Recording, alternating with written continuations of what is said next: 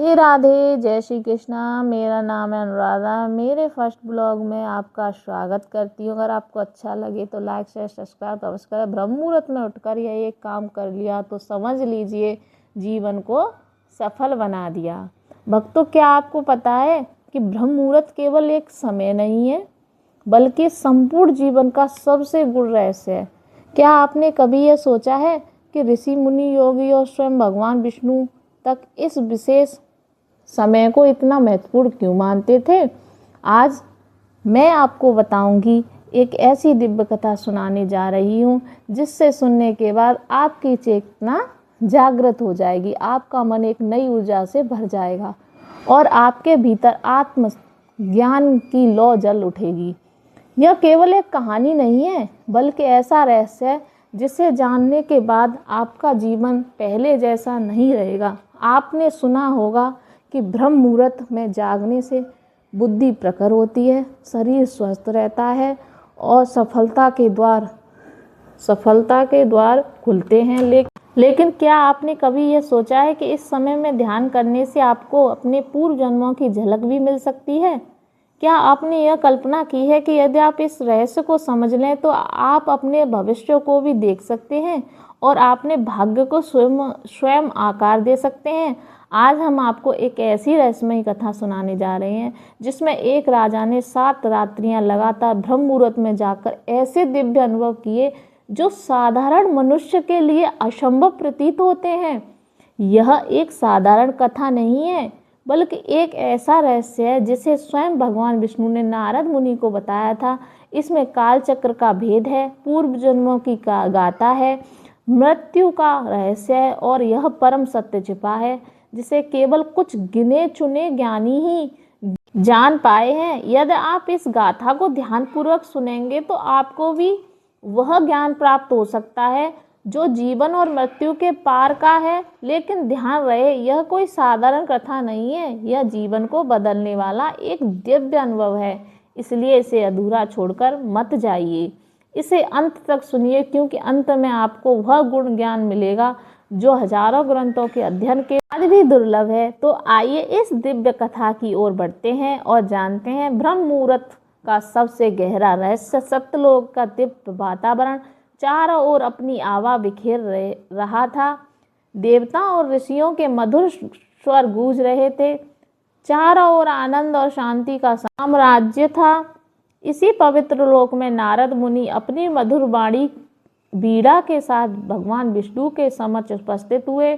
उनकी बीड़ा से निकलने वाली ध्वनि वातावरण में माधुर्य घोल रही थी, लेकिन उनके मन में एक गूढ़ जिज्ञासा उठ रही थी।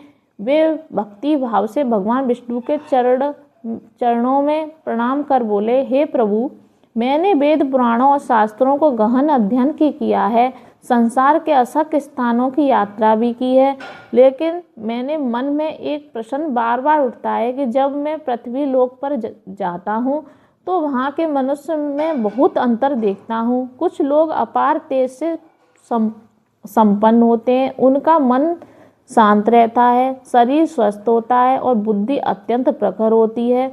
वही कुछ लोग सदैव आलस्य, दुख और अशांति में डूबे रहते हैं।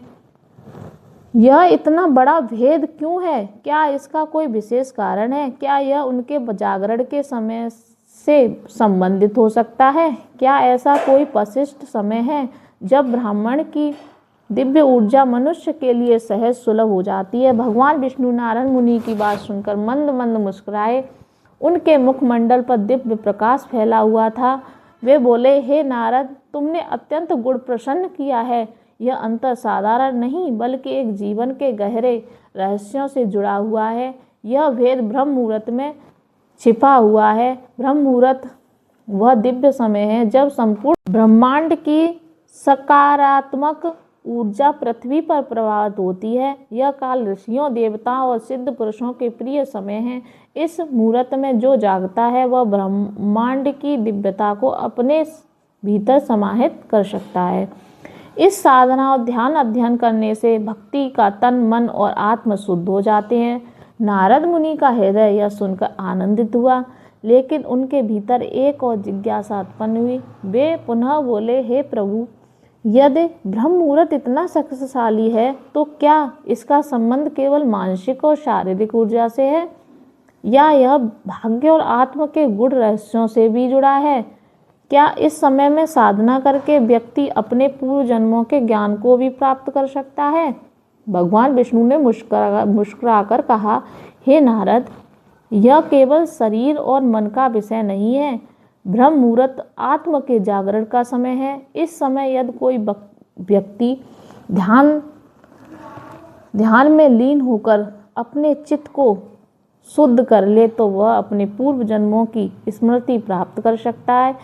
यही नहीं, इस समय की गई साधना उसे कालचक्र के रहस्यों तक पहुंचा सकती है। कई सिद्ध पुरुषों ने इसी समय का उपयोग कर अपनी आत्मा को परम सत्य से जोड़ लिया। जो भी इस समय को समझ लेता है और इसका पालन करता है, वह अपने भाग्य को स्वयं गढ़ सकता है।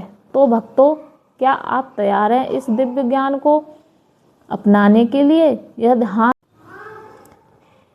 तो आज से ही ब्रह्म मुहूर्त में जागने का संकल्प लें, ध्यान करें, साधना करें और अपने भीतर छिपे आत्मज्ञान को जागृत करें, क्योंकि यह केवल एक समय नहीं है बल्कि जीवन का सबसे बड़ा रहस्य है। यदि आप चाहते हैं कि माता लक्ष्मी का आशीर्वाद सदैव आप पर बना रहे तो इस वीडियो को लाइक करें, अपने प्रिय चैनल अनुराधा शर्मा 321 को सब्सक्राइब करें और कमेंट बॉक्स में अपनी राय अवश्य दें। अगर आपको ये वीडियो अच्छी लगी हो तो लाइक, शेयर, कमेंट करना मत